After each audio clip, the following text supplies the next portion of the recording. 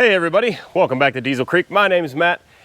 So as most of my regular viewers will know, I am an auction junkie. I love to go out and scour for deals and more often than not end up coming home with a couple treasures. A few videos back we took another trip to the Ritchie Brothers auction, which isn't too far from me, and ended up coming home with this guy among a few other things.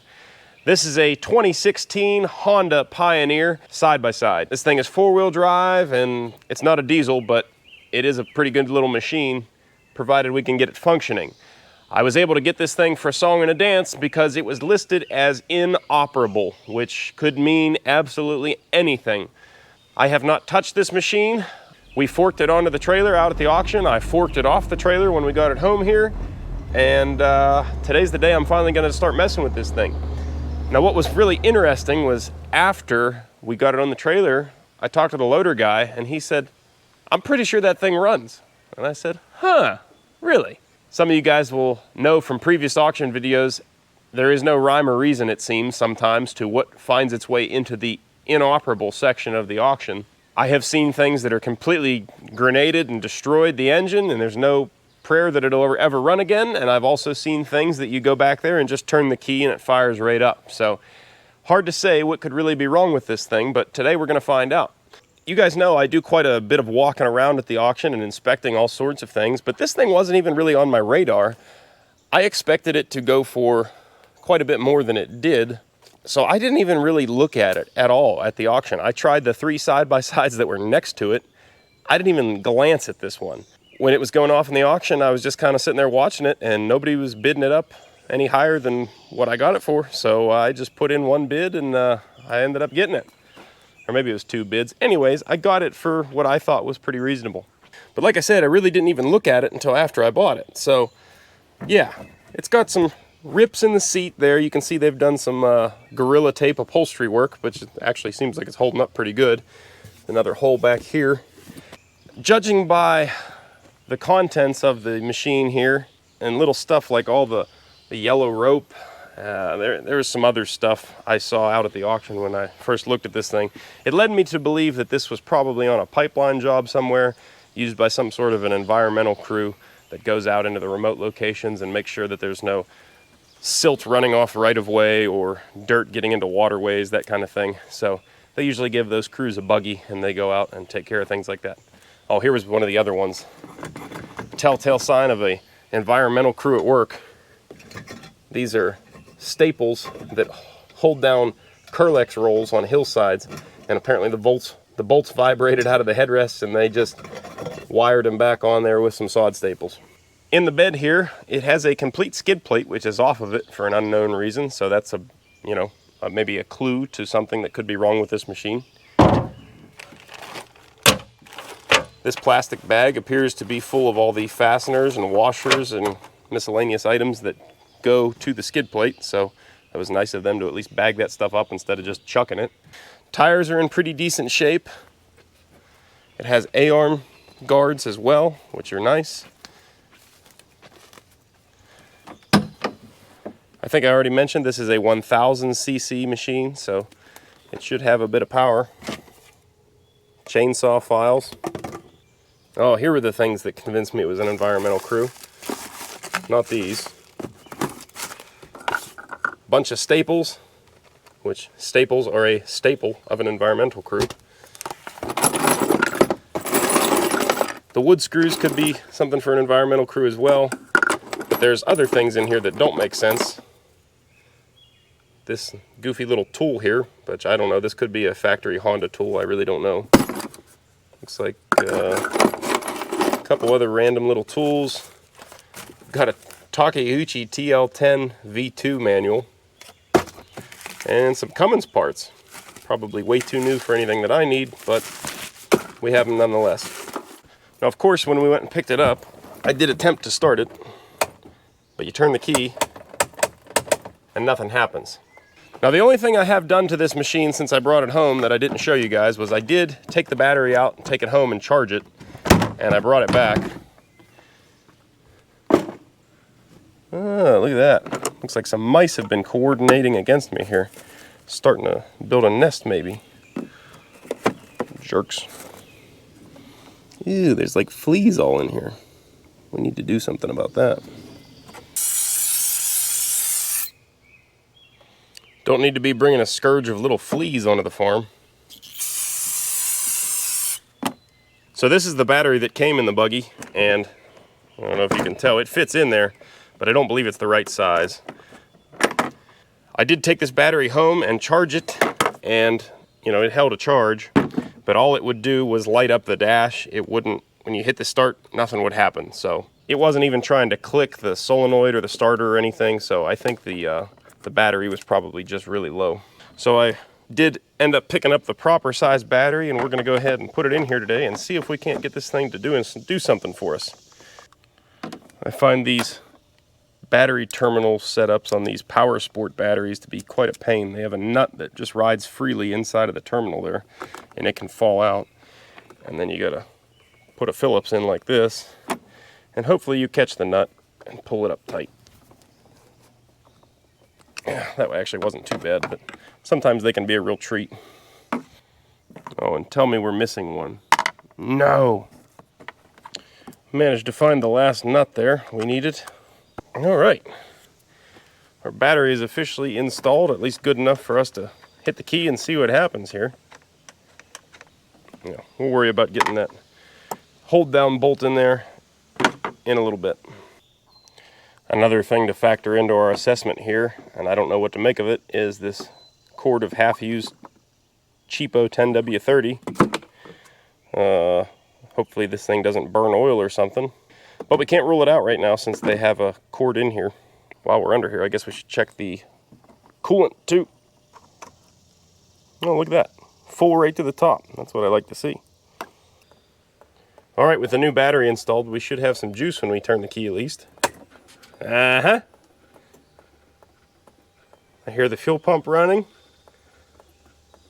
So the very first thing that's weird here is you can see the gear shift is in park, but the gear selector doesn't say anything. I have a buddy that has one of these things, and pretty sure his always reads the gear there. Oh, so there's reverse, but not where it's supposed to be. Neutral, but not where it's supposed to be. High, which is now in the reverse position. And finally low, which is in the high position. So something seems out of whack there. Maybe that's why it was in the inoperable section. Maybe something's screwed up in the transmission here. Now, I'm just gonna bump the key and see if the engine turns over at least. Oh yeah. Yeah, the engine spins. Ruh-roh. And now, after the engine spun a couple times, it says we're in reverse. But we're actually showing on the physical shifter that we're in park. Hey, what is going on here? Before we get too carried away here, we should check the oil in this thing too. We already confirmed that we have antifreeze. I'm not even 100% positive how you get to the engine. I think it's under the dump bed here. Ah, yep.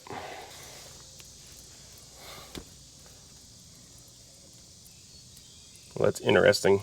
Looks like there's a bunch of oil on the side of the engine here. That's not a good sign. There we go, there's a dipstick. Ah, look at that, we got clean, fresh oil. A little over full. All right, well, I suppose it's safe to try to actually start the thing then. Now, I've gotten lucky buying the inoperable items at the auction before, but if this thing just starts up, that's next level lucky. So here we go. Contact.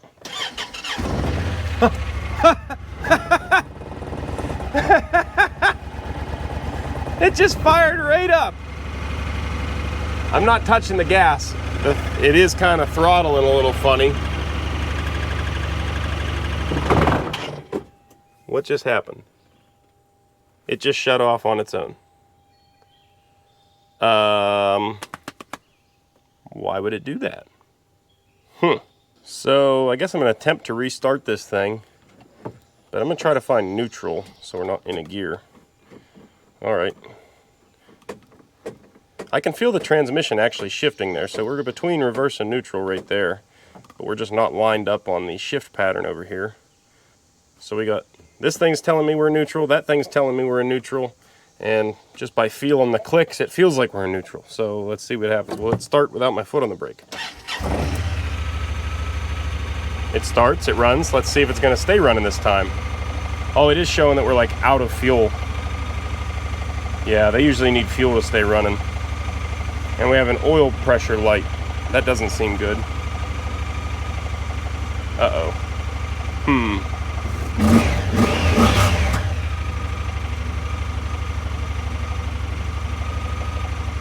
Well, we know it has oil, we saw that.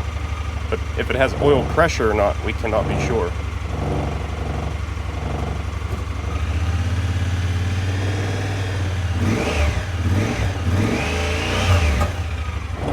I wonder if there's an actual port on the engine where we can plumb in a manual gauge and see if we have oil pressure. Seems like it runs pretty nice. You don't hear anything knocking or ticking. You know, if we didn't have oil pressure, I would expect that you'd hear lifter tick or something, because I would imagine this thing probably has hydraulic lifters.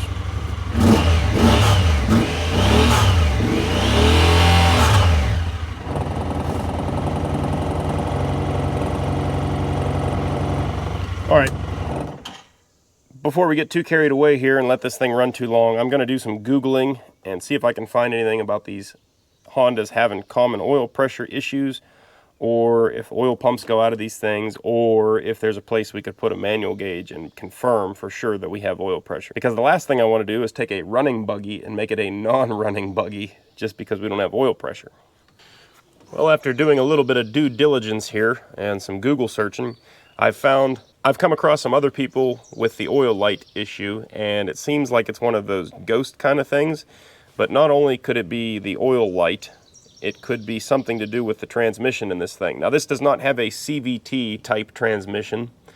This has a DCT, or dual clutch transmission, which is supposed to be quite a bit more advanced than the CVTs. So there are no belts. It's an actual gear-driven transmission with some clutches going on in there. And I guess they can be kind of finicky, and they can throw codes that relate to that oil light we're seeing. So we know we have shifter problems here. Things aren't working how they're quite exactly supposed to in that realm. So perhaps that has something to do with our oil light. Now, also in some of the research that I just did, it was saying that, also based on some of the research I was just doing, the people that were on some forums talking about their oil light were saying that after it would sit for a little bit, sometimes they'd restart it and that light would go away. So let's restart it and see if it went away.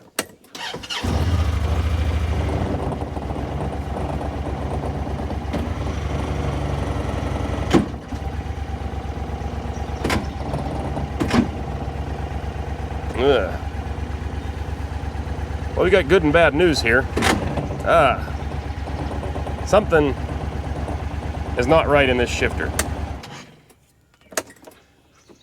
I thought I had it neutral when we started it. It jumped into reverse. There we go, we're showing neutral now. All right.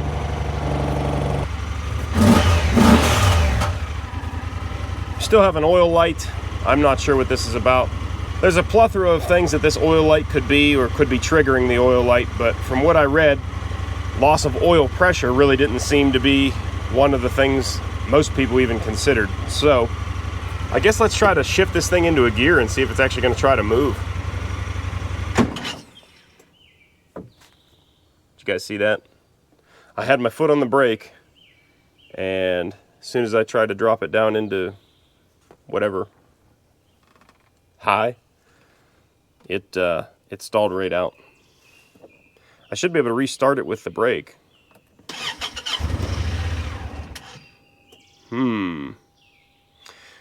Methinks that there's definitely some problems here, but at least this thing runs.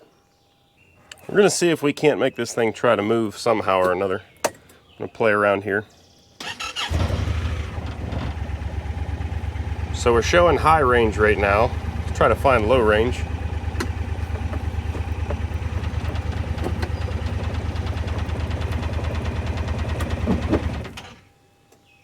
There's neutral. Foot on the brake. Yeah, as soon as you bring it down out of neutral towards high, it just stalls the engine. There, it's showing we're in low now.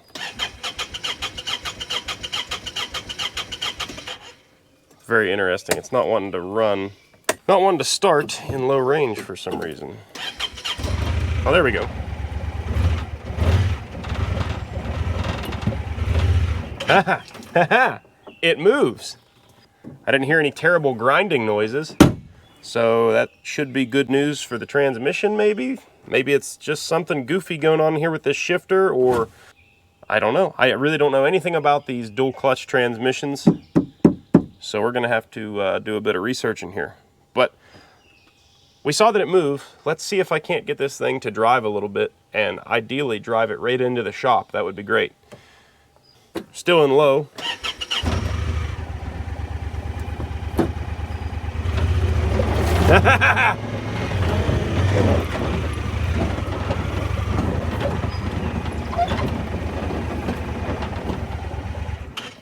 Yep. As soon as I had to hit the brake over here, it stalled out again.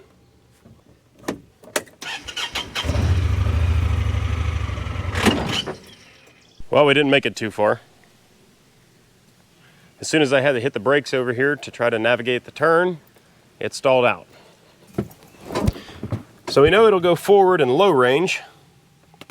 Let's see if we can find reverse. There we go, it's in reverse. I'll start it with my foot on the brake and see if it'll actually do reverse.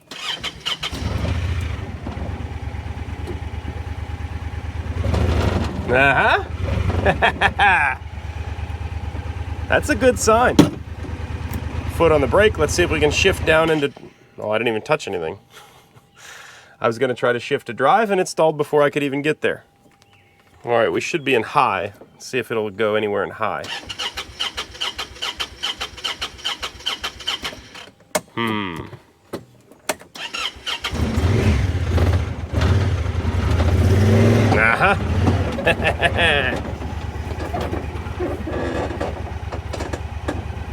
So it kind of seems like it wants to stall out every time you let off the gas entirely and it idles for a second. I'm wondering if the clutch isn't completely disengaging at low throttle like it's supposed to. I'm done playing around though. If we get this thing moving again, I'm gonna just drive it straight into the shop here and not let off the gas.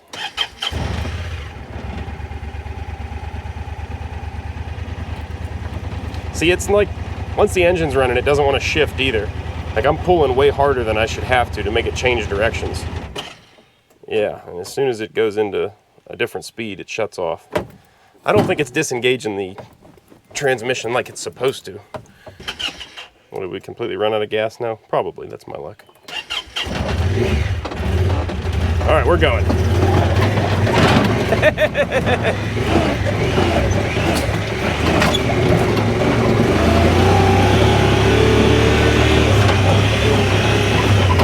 Just in time, it started to rain.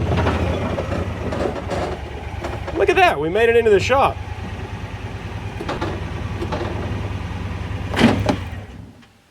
Yeah, see, as soon as you shift it through the gears, it dies. What is going on here?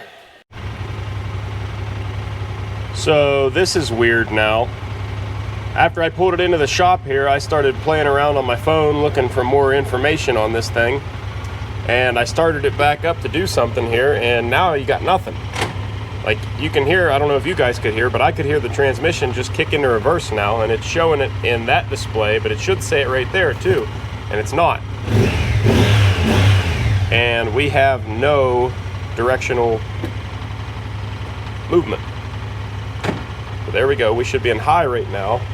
It shows AT right there, which I guess is automatic transmission. We should go forward, but we don't. Now you had to hear that growl. Now we should be in low. Still no movement. And our oil light's still on. There was one of these times I started it off camera here that the oil light did not come on, so I'm not sure what's going on there. We'll let this sit a minute and restart it. I don't know what to say about this thing currently. I mean, it does seem to run good, so Yeah, hopefully I can figure out this transmission because this is not a simple transmission. All right, well, here we are just a few days later, months later. Okay, almost a year later, finally getting to working on the Pioneer here. There has been some changes, even though I haven't touched this thing. It's been sitting over in the shipping container shop for the last, I don't know, going on 10 months, I think. And I've done absolutely nothing to it. It's just been sitting there. But when I went to bring it over here, I thought I was gonna have to pull it, or maybe I'd get lucky and it would drive itself at least most of the way over here, like we were able to drive it most of the way into the shipping container shop. Before, as soon as the thing would get hot, it would shut off. Now, again, I've done nothing to it, so no reason to believe it would magically fix itself. But it would seem that it has, kinda. So I don't recall, I'm gonna actually have to go back and watch the footage. I don't remember if we had this problem before, but now it seems to start and run just fine, but it will not shift out of second gear. So it just redlines right into second gear. Maybe it'll drop into first gear when you let off the throttle, but it seems to be just kind of hesitating and staying right in second gear. So I don't know exactly what's wrong with this thing, but I'm really determined to get this thing working now because it's beautiful, and this would be really handy to have here for running back and forth around on the property. Not to mention, I like to go out and ride with my buddies a little bit, and the wife will actually ride in this thing versus on the back of the quad. She really just doesn't have any interest. So let's get this thing fixed today. I think today we're going to start by doing a complete service on this unit. I think I showed you guys before the transmission fluid is really milky, and there's an oil light on the dash. I don't know why. It has oil. As long as I've run it now, I would say it has oil pressure, or I would have locked up the engine. Yeah, let's just start draining fluids and see what happens. So I would show you guys and demonstrate how it's running good but not shifting, but I didn't really want to get the thing hot because I have to work on it. So let me strip off all the covers and plastic so we can actually see the engine and transmission here. And I will run it long enough just to get it a little warm to drain the oils.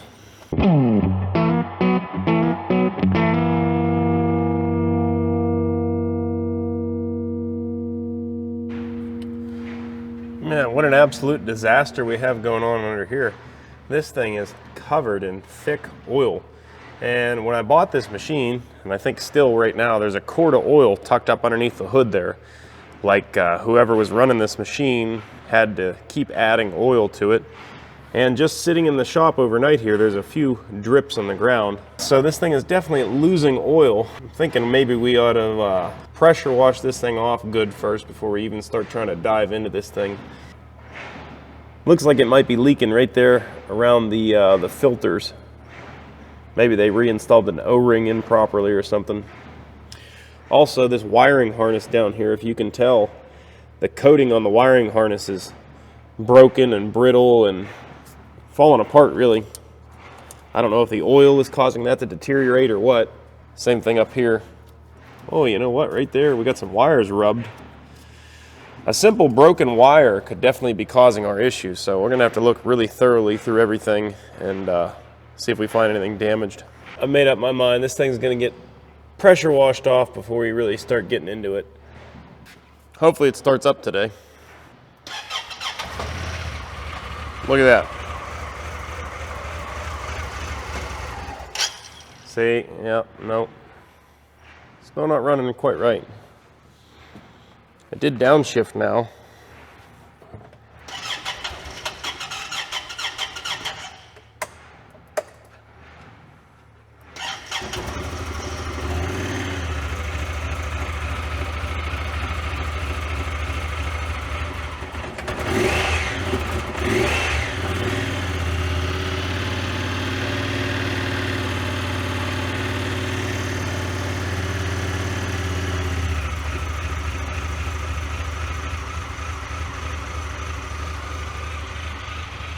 I'm not sure how well you guys can hear that, but it wasn't real happy there for a while. It kind of smoothed out after I gave it a little bit of gas and let it run at a high idle for a minute there. I wouldn't say that it's still running great, but it's running. Let's drive it outside, soak this thing down with some degreaser and clean it off.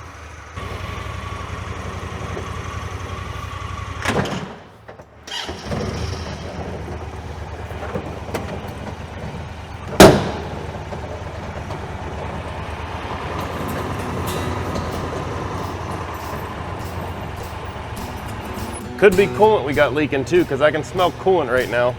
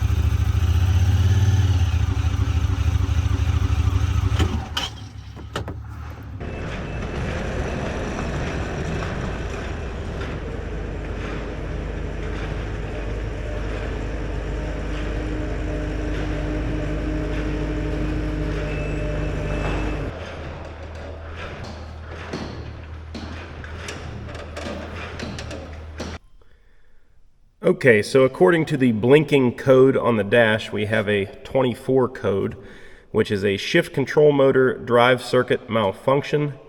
It says it could be a loose or poor contact of the shift control motor connector, the control motor or its circuit malfunction, or a faulty drive circuit in the PCM. Yeah, basically I'm just going to start pulling connections apart and checking them. I'm going to start over at the PCM itself. I was reading around online at the forums, and there was a couple people that said that they took theirs apart and there was bent over pins in the connectors, and that was causing their whole issue. Now, the only way that could happen, I would think, is if somebody was in there playing with it. So this being an auction machine, we definitely can't rule that out. So that one, that's got big spade connectors, so that's not it. Probably one of these ones with a lot more wires going into it.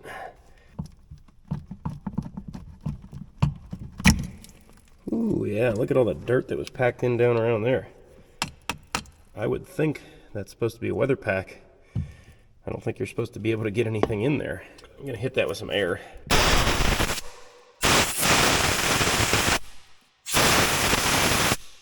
Betting that one's gonna be about the same. Yeah, definitely the same.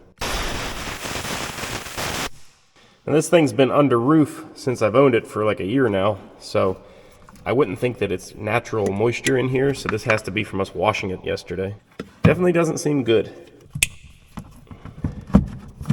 Alright, we got that thing reconnected. I'm just going to start pulling all these other connectors, checking them out, seeing if we got a corroded connection or anything. I'll let you know if I find anything. Alright, well, I'm in a little bit over my head here, out of my element, if you will, so it's a little harder for me to document things as I'm going here because I'm just kind of shooting into the wind. So as you guys saw, I was pulling connections apart. I checked every single electrical connector that I could find, and they all looked good. Nothing was corroded, no pins bent or anything like that. So after I connected all the electrical connectors back together, I was playing around back here, and I'm pretty darn sure that this is the actual shift motor.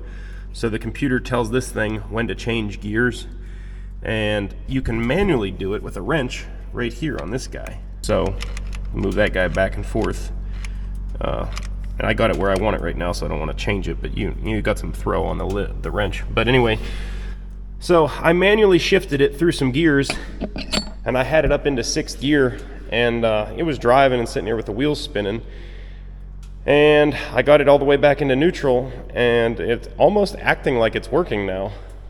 So if we start it up now, we're reading in neutral where we should be. Foot on the brake, I'm gonna shift it into high. Oh, maybe we're back to not working. Just before I turned the camera on, it was reading out high range, and then you could step on the gas and it would go. We're back to not working correctly.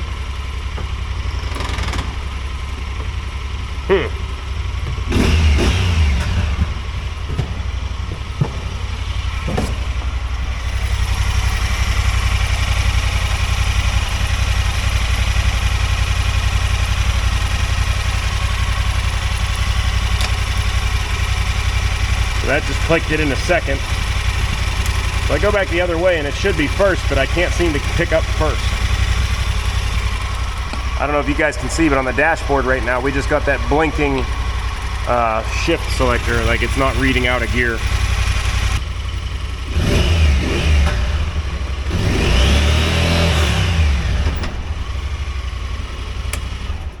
While I'm studying a manual, I figure we could at least get some fluids draining. Let's get this thing draining.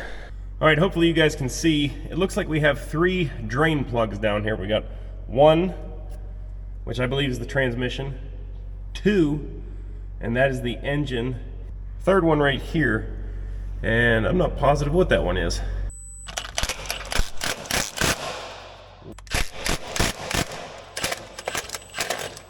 Oh, no, don't strip the drain plug.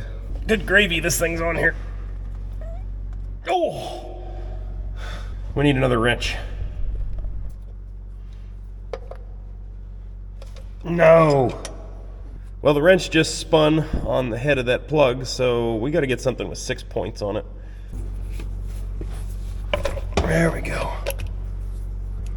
That was way too hard. There we go. There's 2 out of 3. Got to get this guy here yet. All right, let's see what's behind door number 1 here. Well, that oil looks nice and clear. Behind door number 2, more nice clear oil. I've saved the best for last because I'm pretty sure behind door number 3 is some milky, nasty transmission fluid. Ah! I knew that was coming. What's behind door number 3 here? I'm hoping that it's not like a lot of milk. Oh, it's a lot of milk. You guys seeing that? That ain't good.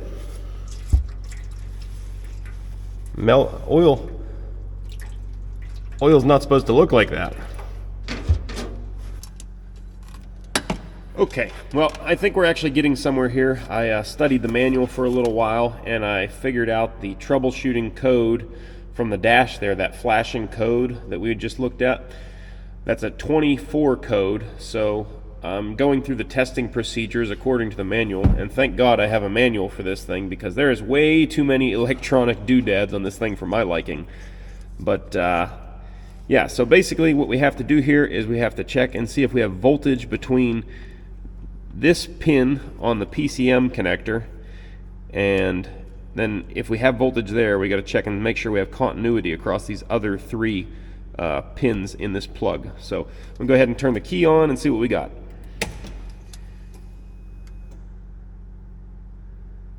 All right, so we have 12.45 volts right there. I think that sounds perfect. Switch this over to continuity. Got continuity there. All right, so we got voltage here. We have continuity to the ground here. Now we need to check and see, make sure we have continuity between these 2 terminals and the corresponding 2 terminals on the shift control motor. So you guys won't be able to see me on the other end, but I'm going to stab this guy in here and then go touch it to the terminal back there, and if the meter beeps, we're good. That's one side.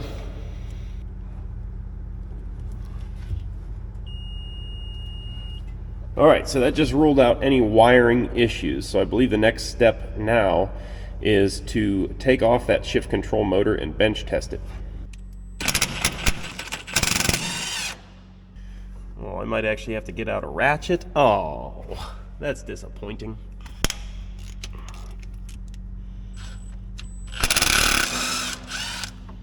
I think that's all the bolts. Oh yeah, here she comes.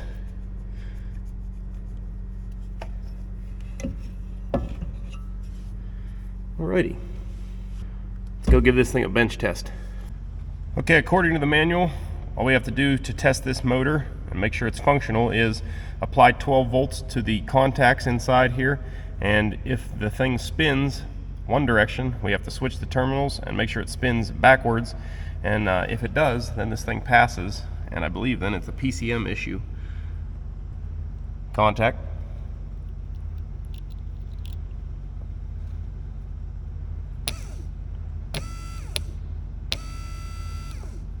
All right, well, it spins that direction.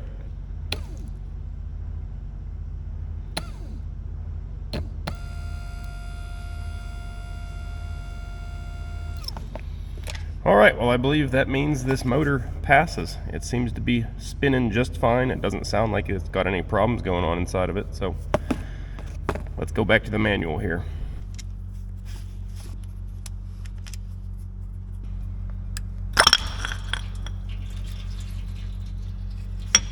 Well, there we go.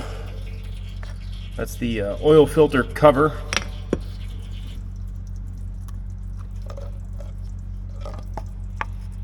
Old oil filter. No visible crud in it. Well, that's good.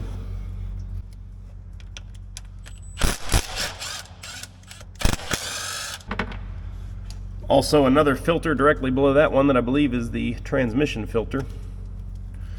And this would be where we would find any signs of transmission damage, I would think. Hopefully we don't find anything like that.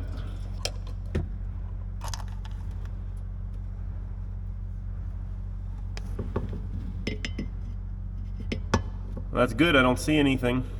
No chunks of metal or clutch material or anything like that, so should be pretty good there. Alright, so I picked up one of these complete service kits for this thing with all the OEM Honda oils and everything. I found this on eBay. Somebody sells them complete, ready to go. Comes with the washers for your drain plugs. Comes with your new filters for your transmission and your engine oil. Comes with the O-rings to seal up the caps and all your oils, so pretty handy. Let's get this stuff dumped in there. It's always good when you find the smoking gun too. Remember we had an oil leak? Well, I knew it was coming from this cover, and you can clearly see why. They pinched the O-ring when they reinstalled it, and she was leaking. All right, well, we got some oil. Coat that O-ring up with some oil, and hopefully we don't pinch it when we reinstall it. Got to pay attention on these filters too. I mean, it's pretty obvious, but they are labeled this side out. So that should face the cover. There's a spring that retains it and keeps it stuck tight. So yeah.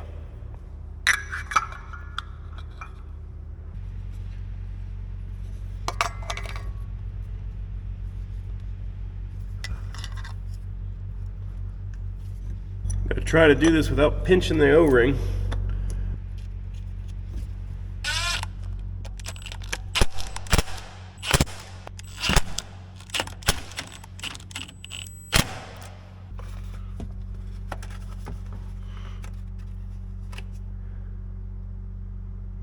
It says it holds 6 quarts after you do an oil and a filter change, so I don't know. That seems like a lot for an engine this size.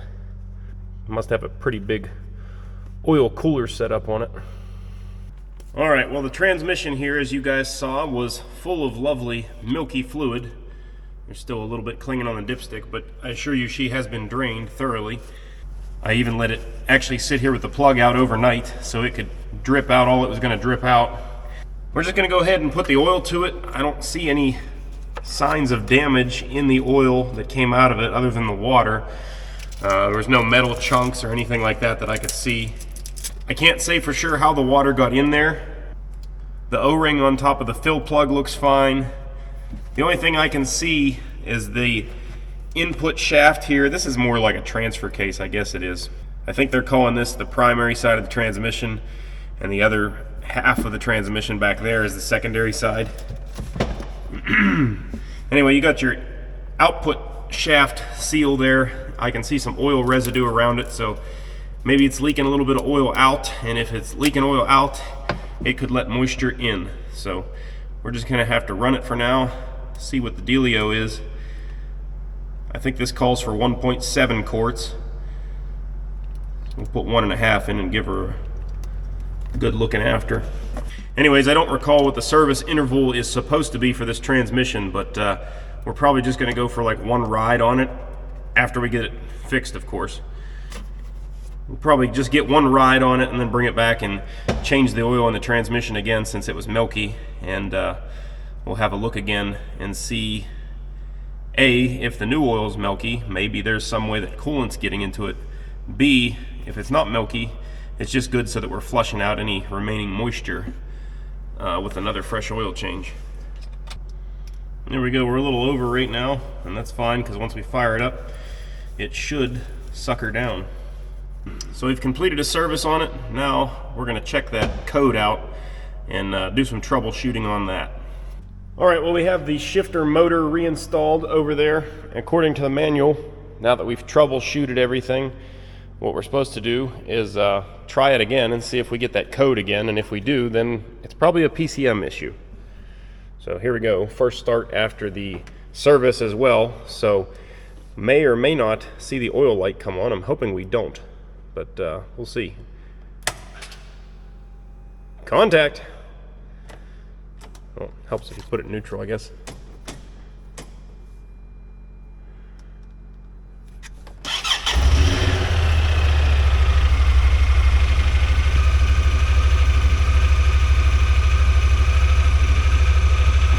Got to investigate the cause of that. I doubt it's an oil pressure issue because, as I said, I've run it enough to where I doubt that would... If it was an oil pressure issue, it would have already made itself very well known. I don't see any leaks on our filters, so that's good. Alright, we've been idling nicely now for a few minutes. Got the thermostat opened up. Let's see if this thing's going to stall when I put it in reverse like it usually does. Yep. Something is not right here.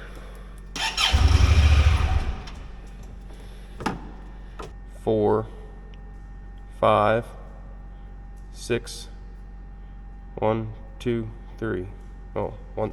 So 62 code. I think the shift angle sensor or something is messed up because it wasn't.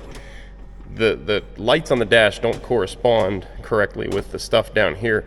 Now, when I first got this thing, I just thought that the shifter was misaligned, and I readjusted the shifter on the shift fork. So that could be part of our issue, but it's not consistently off. You know what I mean? Like, so every time you play with this thing, the stuff hits in a different position.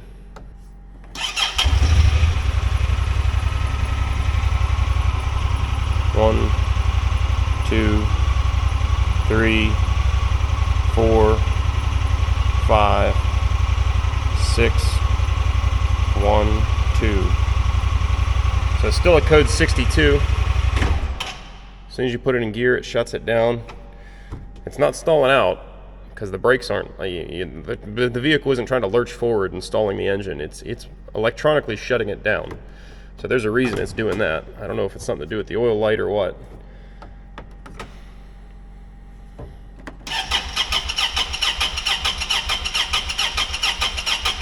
See, and it won't even try to run in gear today. But see, before I brought it in the shop here, I drove it all up and down my driveway and couldn't get it to stall out. It wouldn't shift, but it wouldn't stall either. Am I smart enough to figure out the electrical stuff on this thing? I'm having my doubts right now. It's really hard to make a troubleshooting video interesting, as you're probably noticing. But basically, where I'm at right now is I've been playing around, reading the book, running through the troubleshooting procedures, clearing codes. There's different codes coming up here, but they're kind of all leading back to the PCM. But I did do a clutch relearn procedure, which is basically just like a set of pedal commands and shifter commands that tells the clutch to recalibrate itself, basically. And since I did that, or at least the last time the ignition was on, the computer is kind of acting like it's happy. So we're going to try to take it for a little ride and see if it shifts. Not super confident, but it's worth a shot. Yeah, see, so we're still displaying park, which is where the shifter actually is, so that's good. So let's give her a go. The oil pressure light is still on, and I'm looking through the manual, and I can't even find anywhere in the manual where it tells you what the heck that light even means. I don't know, we might be right back to our issue. Well, it stayed running.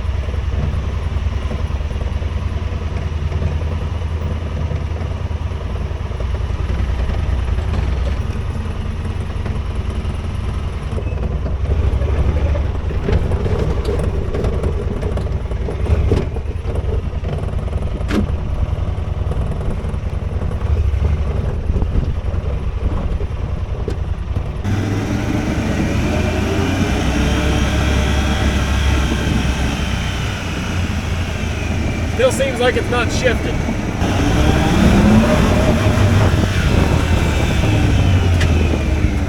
Not shifted.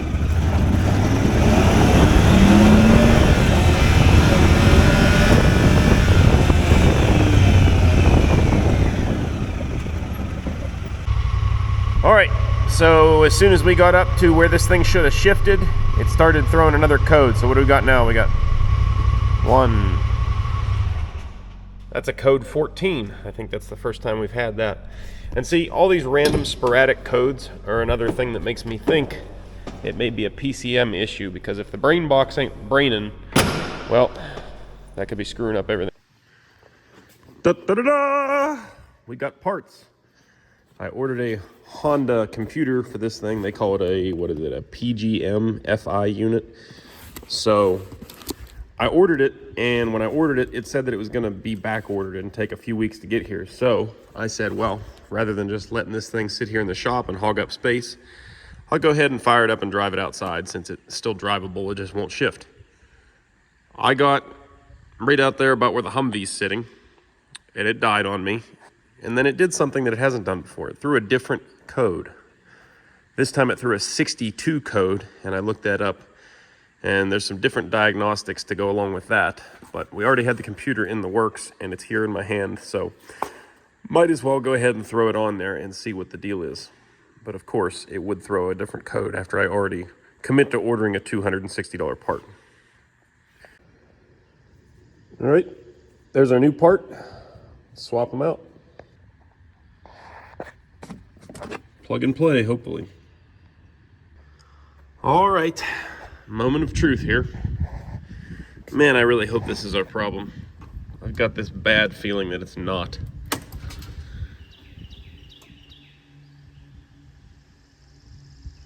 Contact.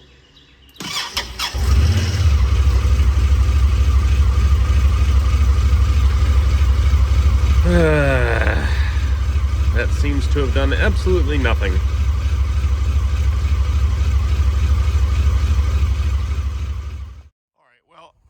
I'm kind of doing something unexpected here, something that I've never done before on the channel, and I know I'm going to get a lot of flack for it, but realistically, trying to fix this thing is kind of over my head. There's so many wires and computer systems and electronical doodads that I feel like a fish out of water. It's not really my realm, and if I had nothing else to focus on, I could probably spend some real time on this thing and figure it out. But as you guys know, I have about 30,000 projects, and this one kind of seems to find itself down pretty low on the list. And it's been sitting here for over 2 years now, and I have not got it any further than when it came home. So we're loading it up. We're taking it to the Honda dealer. Let them worry about it. I pushed this thing outside here, probably 2 months ago now, to make a little bit more room in the shop. So I have no idea if it's even going to start, but I hope so.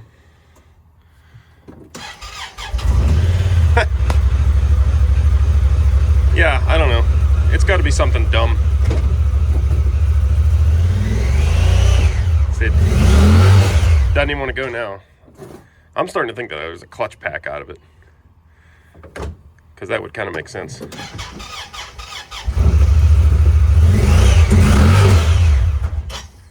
Yeah, why we no go? That's interesting. It's cold out here, and it seems to have made the clutches worse, perhaps. My vote is clutch pack, and if that's the case, I could have fixed that. But at this point, like I said, I'm out of time and patience to troubleshoot it. Let's see if this thing will get up on the trailer.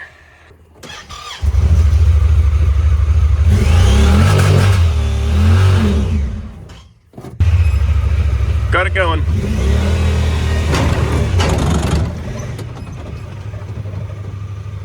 Yeah, something wrong there. I had to kind of warm it up a little bit before it wanted to go. That's interesting. It's not engaging in park all the way. That's nice. Lovely.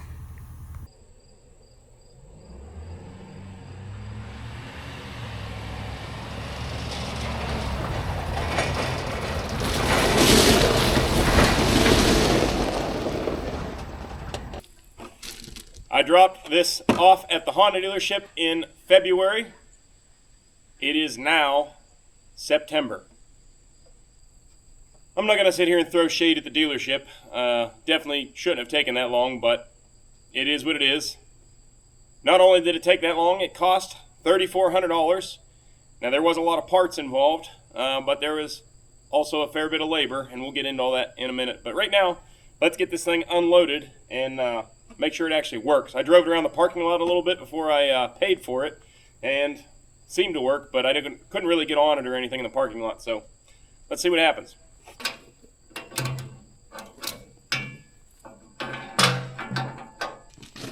Already smells like antifreeze, but I'm figuring maybe they just spilled some when they were refilling everything.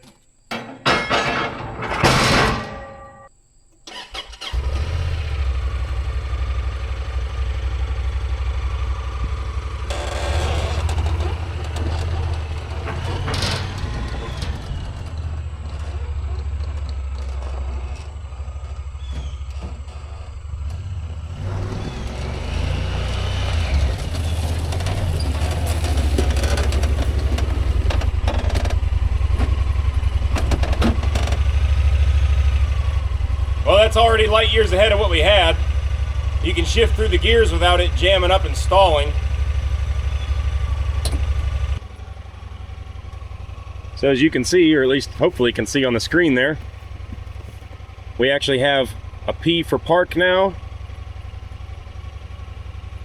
There's no codes flashing or anything on the screen. You can see they were into the engine a few times here. I believe they had the entire engine removed from the buggy several times. I think this whole piece of case here is a new piece. They had to replace that for some reason. I think the oil ports were scored up or something like that. It's always a good idea to go over something like this. Putting a new set of eyes on something can sometimes make you notice things that the mechanic missed. Which when you work on something like this, you're bound to miss something.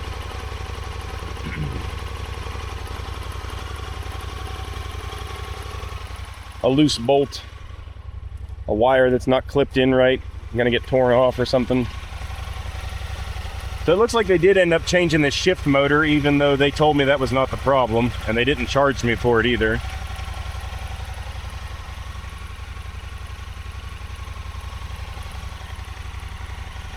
The original mechanic that diagnosed this thing when I first took it down to the Honda dealership tried to tell me that the shift angle sensor and that shift motor were both bad, and I said no, I bench tested those, they're fine, and you guys saw that in the video. And he said, well, that's what it says, it's wrong with it. So I said, well, you know what, if that's gonna fix it, go ahead and do it. That's a cheap, easy fix. And then it sat there for months and months and I never heard anything.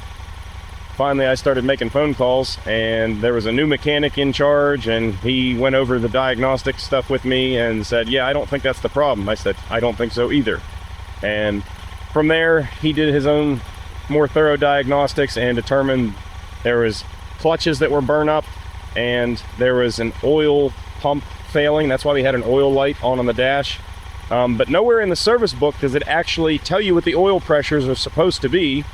So he actually had to do the diagnostic work, collect all the data, and then send it to Honda for them to review the data and then respond back to him saying what was good and what was bad. I think that's a ridiculous way to do business, but that is the way that Honda does it. That's not just the dealership or anything.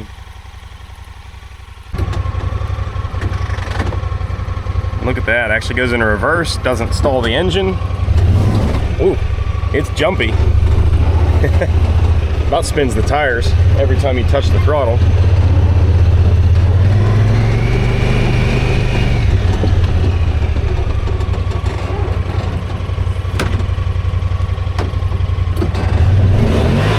Oh, buddy, this thing's got some snort.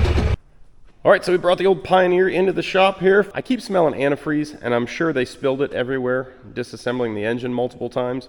So hopefully it's just burning off, but I want to check everything, make sure all the levels are still good, make sure I don't see any visible leaks anywhere. It's been sitting in the shop overnight.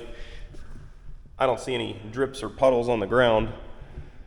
So it can't be too awful bad if it is burning it, unless it's internally burning it, and it's coming out the exhaust, and that's what I'm smelling. You know, then we could have a bad gasket or something, letting it get into the combustion chamber. So I'm gonna grab the forklift, lift this thing up, and while I have it up in the air, I'm also gonna investigate whatever's making that clunkin' thunkin' noise back here. I think it's the CV joint on this side, but I could be wrong. So let's get it up in the air and find out. Believe it or not, I actually did something with a bit of forethought here, which is unusual for myself. I sent this thing down without the plastics to cover up the engine here, because I knew when they were done working on it, they would have reinstalled the plastic covers that go over the engine, and I wouldn't be able to see any of what was done or not done, or if there was any leaks or anything. So I held on to those when I took this to the dealership to get worked on. And now it's making it a little bit easier for an inspection. This connection right here seems to have some coolant around it. It's not bad, it's just wet. I don't know if that could be causing our coolant smell or not. I did check the radiator, it is down a little bit. You know, is it burning it, or did they just have a bubble and it burped after they gave it back to me and now it's actually full and I can top it off and be okay, or what?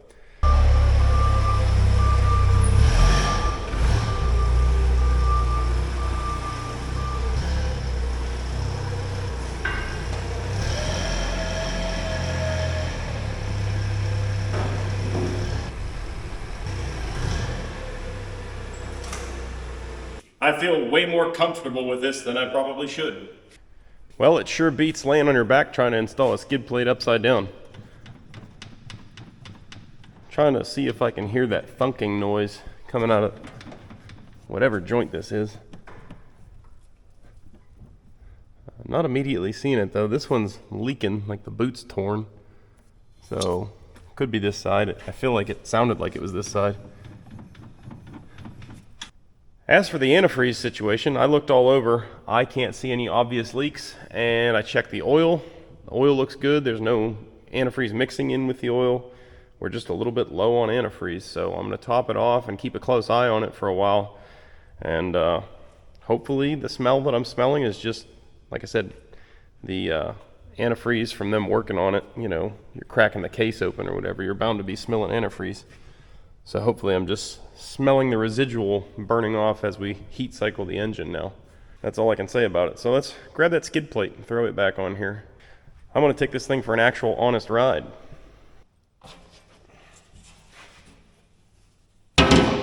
This stinking skid plate was one of the very first things that got brought into this shop. Been hogging up real estate over there by the grinder for quite a while. I'll be glad to get it out of my road.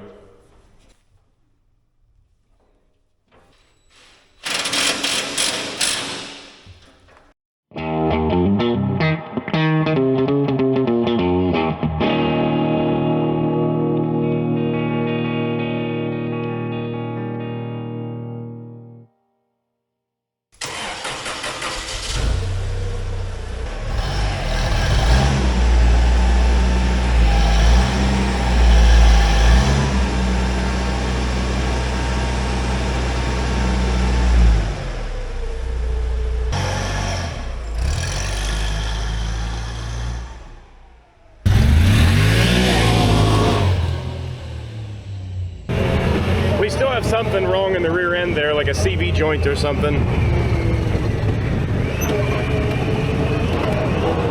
We'll do a nice drive. We're gonna do a nice mellow driveway run, get this thing up to speed, warmed up to temperature and everything, and then we'll see how fast we can get it going on the driveway. So the crane boom there is the finish line, and the end of the driveway behind us is the starting point.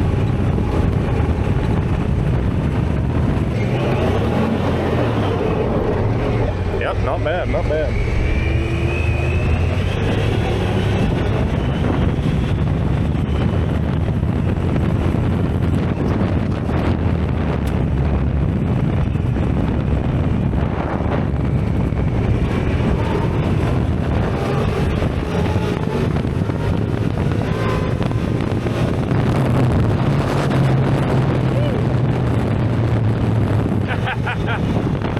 Almost got away from me a little bit there. I think we got a low tire. Yeah, the front left tire seems a little low. We're gonna put some air in that before we try doing any kind of speed tests. All right, so we're gonna do a speed run here on the driveway, starting here even with this tree, and then the tip of the Grove crane at the end of the driveway is the finish line. We're gonna see how fast we can get this thing up to. To make it just a little bit more sketchy, I have to hold the camera as there's no good flat metal surface here for me to stick my camera to. So, here we go.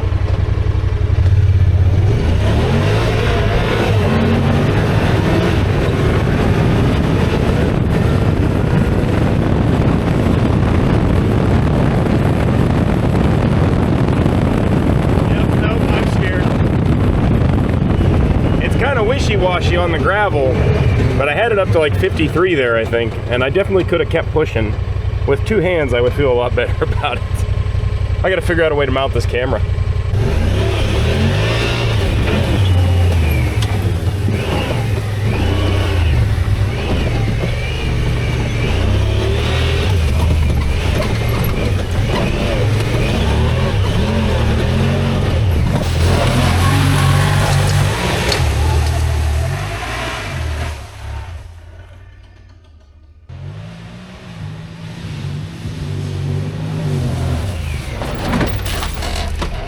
I like this thing a lot.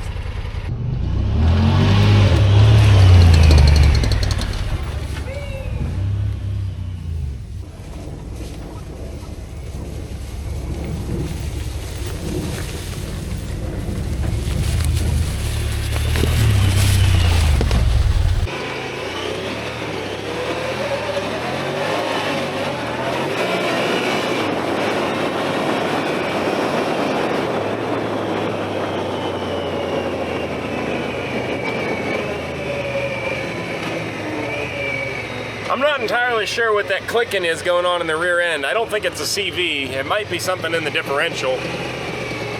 Yeah, I don't know. It doesn't sound great, but I think I'm just gonna pretend that I didn't notice that. And if you redline this thing loud enough, you don't even hear it. So it's not even that much of a problem. In all seriousness, we're gonna have to look into it, I guess. But it's been my experience rebuilding rear ends on like utility quads and stuff that it's probably already, if it's making that noise, it's probably already no bueno. So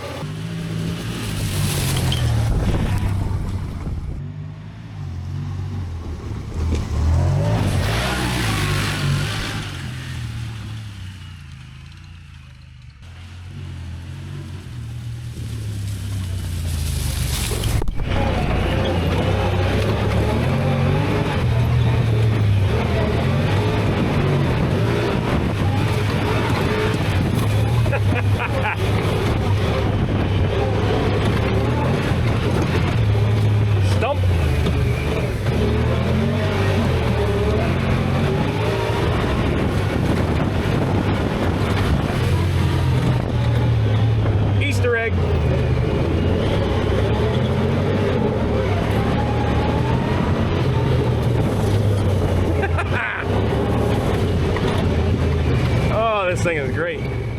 Well guys, I am a big fan of the Honda Pioneer.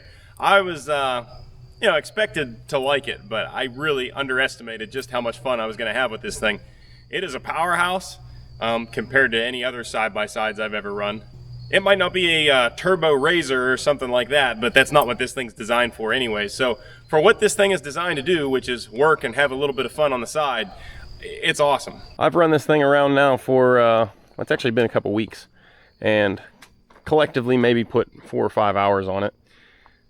I don't see anything obviously wrong with this differential. It's definitely making noise. I see this one CV boot is leaking a little bit, but it's not bad. I did drain the oil out of that and change the oil. I don't remember if I filmed it or not, since this whole escapade has been dragging on for years now. But I did drain it, and I did change the oil in there, and it didn't look bad when I did. I have noticed that it definitely seems to be related to the diff lock, because if I have this thing in turf mode, which means the differential is unlocked and the rear tires can turn independently of one another, it doesn't make nearly as much racket as it does if I have it in two-wheel lock or four-wheel drive. So could be something going on with the locker, maybe the locker mechanism in there. Like I said, as much as I probably shouldn't, I just gonna ignore this thing for right now because I don't have time to mess with it, and I've already fallen in love with using this thing all the time. So if it decides to rear its ugly head and make time for maintenance for me, well, you guys will probably see me diving into that and figuring it out when that time comes. I'm sure I'll get a lot of flack too for not fixing something I can tell is going wrong, but it's been my experience with utility quads and things of the like that I can actually buy a complete replacement differential for not much more money than tearing the old one apart and going through and ordering the pieces parts you need and fixing it piecemeal. So in my mind, you're better to just buy the complete unit, swap them out, and be done. Maybe when I dive into this one, I'll find that that's not the case, but it's been my experience in the past that it just made more sense to do a diff swap. So I already started looking for a good windshield for this buggy. If you guys know of any good brands that make a good windshield for a Honda Pioneer, maybe drop a comment down below, let me know what I should be looking at. I was surprised to see that they're pretty expensive. My buddy has one on his, and it opens up in the front and has a little louver vent down at the bottom, and I think it's like $500 or $600. I was pretty surprised that a piece of clear plastic can be that much, but people are proud of things, and nothing's cheap anymore. So that's the first upgrade I'm going to be looking for, and I'm sure down the road we might be doing some other things as well. Anyways, guys, after I think nearly 2 years, I'm going to go ahead and wrap this video up now. I knew I was going to be wrapping this video up soon, so I started editing the beginning a few days ago, and it's been fun for me going back and looking at that footage and seeing just how much has changed out here since I actually brought this thing home. Kind of cool, but kind of embarrassing that I let a project like this sit around so long, especially because I like this thing that much.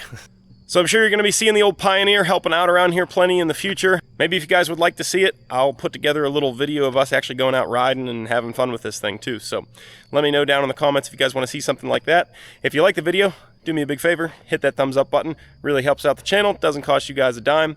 If you'd like to help support the channel in a little more direct way, you can head on over to dieselcreek.com, pick yourself up some sweet merch over at the store. That's dieselcreek.com. Link, as always, down in the description. So until the next time, guys, thanks for watching. I'll catch you later.